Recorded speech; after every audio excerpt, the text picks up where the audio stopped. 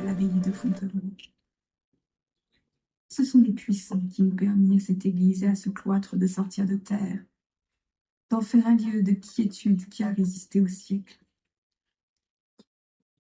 Fontevraud fut d'abord le rêve de Robert d'Arbrissel. Ce prédicateur itinérant au charisme exceptionnel a formé une communauté d'hommes et de femmes prêts à suivre son enseignement.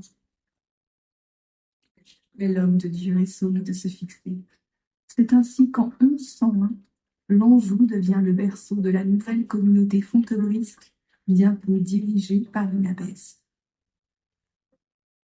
Le comte d'Anjou, Foulques V et le pape font partie des puissants protecteurs de l'abbaye. Les terres et les rentes offertes aux fontevraudistes permettent à la communauté de prospérer. Année après année, les modestes bâtiments de bois sont remplacés par le tuffeau blanc. Les vitraux laissent entrer la lumière divine et la ferveur silencieuse se fait règle. C'est ici, au cœur de l'Empire plantagenet, à l'aube du XIIIe siècle, que la duchesse Aliénor d'Aquitaine, reine de France puis d'Angleterre, choisit de fonder la nécropole de sa dynastie, tels les rois de France à Saint-Denis.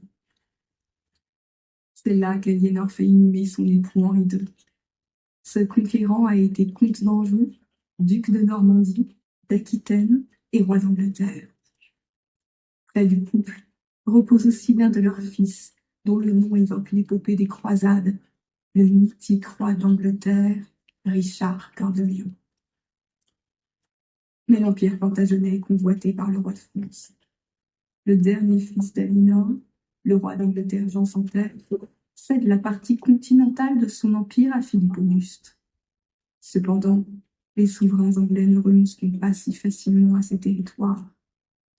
Après un temps de paix, la guerre de 100 ans éclate.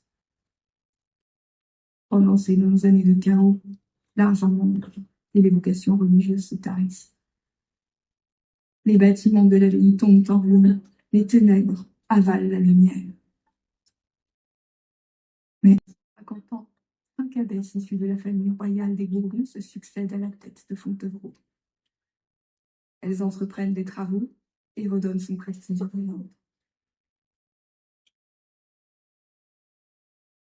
Sous Louis XIV, alors que le royaume de France est à son apogée, l'abbesse Gabrielle de Rochechouart, la sœur de la marquise de Montespan, la favorite du roi Soleil, fait de l'abbaye un sanctuaire puissant.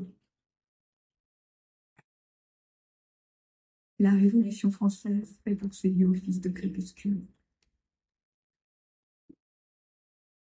L'ordre fondé par Robert d'Arbrissel disparaît. Il ne vous reste plus qu'à y pénétrer.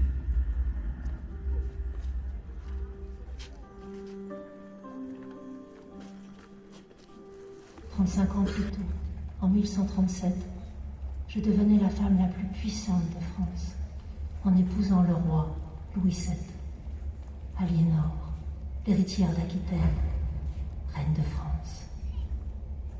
Après 15 ans de règne, je suis répudiée pour n'avoir pu apporter d'héritier.